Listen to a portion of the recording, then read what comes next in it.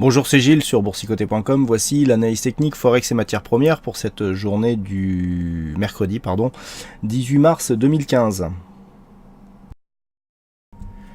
Et nous commençons donc par la paire de devises euro-dollar où il semblerait que la Fed ait un effet haussier sur cette paire de devises, puisque les cours ici, après s'être approchés ici de cette deuxième extension de Fibonacci à 1,0437, est en train de remonter. On a invalidé ici puisqu'on a dépassé sur l'impulsion donc donnée par la Fed la zone des 1,0684 qui était le point d'invalidation justement de retour sur cette zone de Fibonacci. Et donc les cours qui impulsent ici un mouvement haussier. Alors par contre je vous avais parlé d'un double bottom dans le cas d'une rupture directe de cette zone de 1,0684, du fait que l'on ait ici une phase de hausse et une stabilisation avant cette rupture, à mon sens ne valide pas cette formation en double bottom. Alors c'est pas pour ça qu'on n'ira pas chercher l'objectif de cette figure, mais à mon sens la figure n'est pas valide en l'état. Donc on va supprimer les Fibos pour avoir un peu plus de lisibilité par rapport à la dynamique. Donc maintenant il va falloir faire de nouveaux tracés. La dynamique directe, donc elle se trouve Donc la dynamique directe, elle se trouve ici sur cette bougie. On va prendre ici ce point haut et on vient marquer un point bas ici. Alors ce que l'on peut constater, c'est que cette zone des 1,0684 correspondait à un retracement de Fibonacci à 1,0681. Retracement est 23,6, donc rupture de cette zone, on enclenche le mouvement de rebond technique. La cible 1,0816 correspond au retracement des 38,2% de Fibonacci. Donc pour l'instant on est bien parti pour atteindre cette zone, dans un contexte où la paire de devises, après être passée ici en survente, et je vous avais indiqué ici que nous avions une belle divergence haussière, est en train de passer en surachat. On le voit sur le RSI, c'est en train d'entrer, on est ici en H4, le MACD confirme, on a une dynamique haussière et le stochastique aussi. Donc on a ici un mouvement technique qui est en train d'impulser donc un beau rebond. L'objectif c'est cette zone 1,0816, 1,0836, donc entre le retracement ici et cette zone horizontale qui avait donné lieu ici à un petit support dans la phase de baisse que les cours ont connu ces dernières semaines. Tant que l'on reste sous cette zone, on est potentiellement sur une poursuite de mouvement baissier moyen terme, puisque nous aurions ici une zone de support qui se transformerait en zone de résistance. Par contre, si les cours cassent ici, on aura le double effet rupture du retracement des 38,2, donc on affaiblit la tendance de base, à savoir ici cette phase de baisse, donc signal d'affaiblissement de la dynamique, et le fait que cette zone de support ne soit plus résistance, et dans ce cas-là, effectivement, il y aura un double effet. Et donc, on pourrait ici commencer à venir tester la zone 50-61,8, voir ici cette ligne rouge. Alors, cette ligne rouge, il faut s'écarter un petit peu pour voir à quoi elle correspond. C'est une zone de résistance qui a été tracée ici sur ces deux zones de points hauts significatifs. Si on commençait à casser cette zone, on sortirait de cette dynamique baissière qui a été impulsée par ces deux sommets. Et donc, il y aura un signal là aussi de retournement qui pourrait être confirmé par d'autres facteurs, avec notamment ce retracement ici des 61,8% de Fibonacci. Là, vous voyez que si on part sur la même dynamique, on aura ces deux zones quasiment au même endroit. Et donc, si on casse ici cette zone, bon, on en est encore loin, mais on fait des projections. Si on casse ici cette zone, on aura là aussi le double effet, à savoir rupture de la résistance baissière et cassure du retracement des 61,8%. Donc, retracement total qui nous emmènerait ici sur cette zone des 1,1390. Donc, on aurait un beau signal de retournement. Par contre, effectivement, si on arrive ici dans cette zone et qu'on se stabilise, on serait toujours dans un biais baissier, mais qui serait moins dynamique que ce que nous avons actuellement, avec une phase de baisse en accélération. On marque ici un point bas et puis on rebondit pour l'instant sur le retracement des 38,2%. Donc cette zone ici est à surveiller car elle est importante pour la poursuite du mouvement.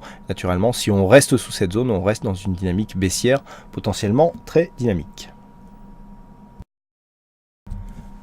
Donc nous avons ensuite la paire de devises dollar-yen, donc le dollar-yen sur le mouvement actuel qui confirme que nous assistons bien à une baisse ici du dollar. Je n'ai pas encore les détails de ce qui est dit donc par rapport à cette réunion de la Fed, mais on voit bien qu'on a un mouvement d'ensemble avec les paires donc en dollars, j'irais en deuxième, comme euro-dollar, GBP-USD, etc. AUD-USD qui monte et les paires où le dollar est en premier qui descendent. Donc on assiste bien à une baisse du dollar. et les matières premières, je vous le montrerai pour l'or, qui sont plutôt sur un biais haussier, en tout cas les matières premières cotées en dollars. Donc on a bien ici une baisse du dollar qui est en train de s'opérer suite justement au discours de la Fed de Madame Yellen.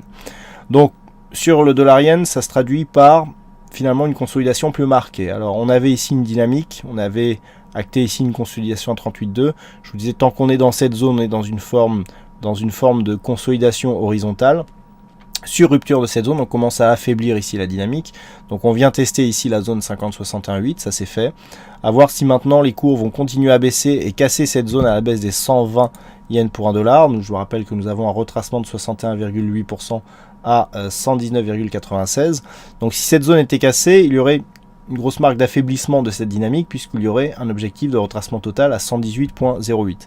Pour l'instant, nous sommes ici dans une phase haussière avec une consolidation donc qui est venue tester la zone 50,61,8. Certes, c'est un signal de consolidation, mais qui reste dans une tendance haussière.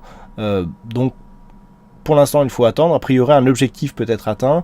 On va voir ici si on se stabilise sous ou au-dessus de cette zone des 120,68, qui est une zone horizontale assez importante. Quoi qu'il en soit, cette zone a cédé, donc on a marqué un plus bas inférieur à celui-ci. Et si on tient compte ici de l'évolution des points hauts, on est nettement passé d'un point de vue de la loi de Dow court terme dans un flux plutôt baissier. Donc, à voir jusqu'où ira ce mouvement baissier. Tant qu'on n'est pas donc sous cette zone des 120 yens pour un dollar, on n'est pas trop, je dirais qu'on n'est pas trop sur une phase de retournement. Par contre, sous 120, effectivement, ça commencerait à changer un petit peu les perspectives futures. Si les cours restent au-dessus de cette zone et commencent à remonter ici en direction des 121,70 puis 122, on pourra avoir une confirmation de la tendance de fond qui reste haussière, avec donc sur une rupture des 122, une confirmation et l'ouverture vers de nouveaux plus hauts.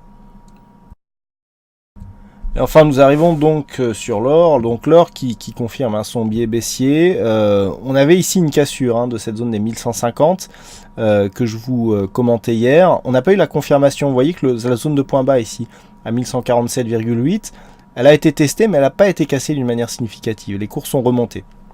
Donc nous avons actuellement un échec de continuité baissière, parce qu'on a quand même imprimé de nouveaux plus bas, même si ça n'a pas donné lieu à une poursuite du mouvement. Et donc un retournement avec ici l'or qui remonte donc, et qui commence à marquer un rebond technique significatif. Pour l'instant, on reste ici sur un contact avec le retracement des 38,2% de Fibonacci. Donc on est toujours potentiellement dans un mouvement baissier de fond, avec ici un rebond technique qui est en train de s'opérer. Tant qu'on reste ici dans cette configuration, qu'on ne dépasse pas trop cette zone des 1171,4, on reste dans un flux baissier. Si on écarte un petit peu la tendance, voilà, le rebond actuel, pour l'instant, n'est pas du tout significatif par rapport à l'ensemble de la dynamique. Donc là, nous avons le retracement. Si cette zone venait à céder, c'est là que ça pourrait devenir intéressant, puisque, donc, comme je vous l'indiquais, on a ici cette zone de résistance qui définit la tendance court-moyen terme, on va dire. On a pas mal de points significatifs qui nous donnent ce tracé. Et là, ce que nous avons, si les cours continuent à monter, eh bien, c'est cette suite là, cette zone 50,61,8 qui correspond avec le tracé justement de cette résistance. Et si les cours de ce 38,2% de Fibonacci venaient à céder, eh bien, on aurait quelque part un objectif qui se ferait sur cette zone de résistance. Et là, il serait intéressant d'observer, si je puis dire, une éventuelle cassure, puisqu'on pourrait dans ce cas-là impulser un mouvement de fond avec un éventuel retournement. On peut avoir ici rupture du 61,8 qui se trouve juste à côté d'une zone majeure des 1187 $ l'once. Il sera intéressant que cette zone repasse au-dessus. On pourra avoir effectivement des signaux de retournement, et je dirais même d'un point de vue moyen-long terme, puisque si on s'écarte un petit peu, voilà, nous sommes ici sur une zone de point bas inférieure à celle-ci, d'accord ? Même si, bon, d'un point de vue long terme, après, suivant comment se fait la hausse, si elle a lieu, eh bien, on pourrait avoir presque un double bottom qui s'inscrit. Mais là, d'un point de vue purement technique, on a un point bas ici inférieur à celui que nous avons là. Si on casse la dynamique avant d'avoir inscrit un nouveau point bas, eh bien, on n'est plus dans une tendance baissière quelque part, puisqu'on a une succession de points bas qui devient légèrement haussière. Donc là, intéressant de surveiller cette éventuelle cassure, puisqu'elle pourrait donner le signal à court terme, certes puisqu'on casserait ici cette zone de résistance, mais aussi à moyen long terme, puisqu'on aurait une succession de points bas qui ne serait plus baissière. Donc à surveiller ici, très important, cette zone, donc zone 50-61-8, qui correspond au passage de cette ligne rouge qui est la résistance baissière court moyen terme.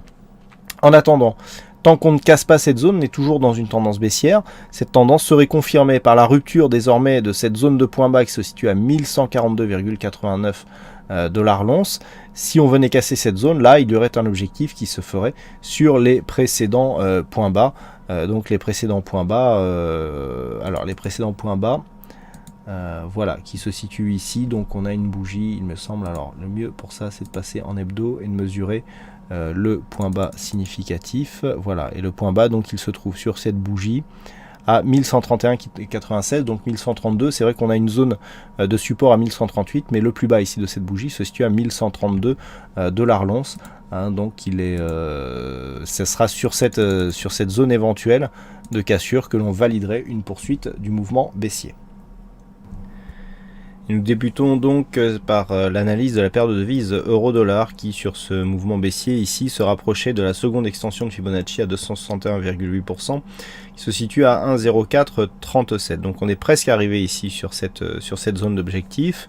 On a marqué ici un mouvement de cassure. Alors on le voit sur la dynamique ici très court terme. On avait ici une phase de résistance. On casse ici cette zone, on revient tester cette zone comme une zone de support et on stabilise. Donc pour l'instant, on est vraiment sur une phase de stabilisation. On ne peut pas encore parler de niveau de retournement, puisque si on prend le Fibonacci sur la dynamique directe, eh bien nous avons des cours qui restent encore en deçà de cette zone de retracement à 23,6%. Donc on est vraiment ici sur une phase de neutralisation. Il y aurait rebond technique si les cours cassaient ici cette zone de 23,6%, mais pour l'instant ce n'est pas le cas. Donc on est ici sur donc cette stabilisation qui fait suite à une divergence haussière relativement marquée. On l'avait vu hier, on voit ici les plus bas qui sont montants alors que nous avons un nouveau plus bas ici sur cette phase de baisse très court terme. Idem sur le stochastique. Le MACD présente lui aussi des signaux de retournement. Donc on va ici pour l'instant sur une phase de stabilisation, mais qui peut appeler un mouvement haussier. Je vous avais dit hier que pour rappeler ce mouvement haussier, il fallait ici valider une rupture haussière de cette zone de point haut à 1,0684. Alors si on l'avait fait d'une manière assez directe, notamment avec un peu plus de suivi dans la nuit, on aurait même pu valider un double bottom. Le problème, c'est que là, le fait d'avoir ces stabilisations qui durent, le double bottom s'éloigne un petit peu. Même si on venait casser ici cette zone, on ne serait plus sous l'influence directe d'une telle figure. Donc là, ce que l'on peut attendre, c'est une rupture ici de cette zone des 1,07 pour, pourquoi pas, revenir sur cette zone des 1,0836, mais pas plus. Par contre, si les cours reviennent ici sur cette zone et cassent cette zone de point bas qui se situe à 1,0460, eh bien l'objectif des 1,0437 devrait normalement agir. À noter que lorsque nous avons ici ce retournement de MACD, donc on a bien des mouvements baissiers qui suivent derrière, et à noter que nous avons ici ce retournement qui se fait plus haut alors qu'on n'a pas cassé ici de point haut significatif.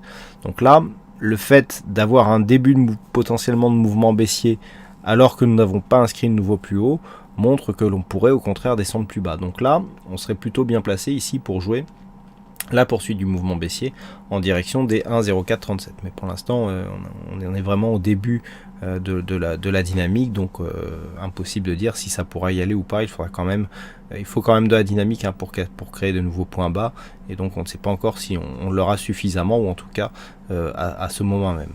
Donc les points à surveiller: la zone ici des 1,0693, 1,0684 très proche, et puis en cas de rupture de cette zone, eh bien on pourra valider un retour sur la zone des 1,0836, et dans le cas d'une rupture ici de cette zone des 1,0460, on a un objectif à 1,0437 avec donc l'ouverture vers de nouveaux plus bas dans le cas d'une accélération.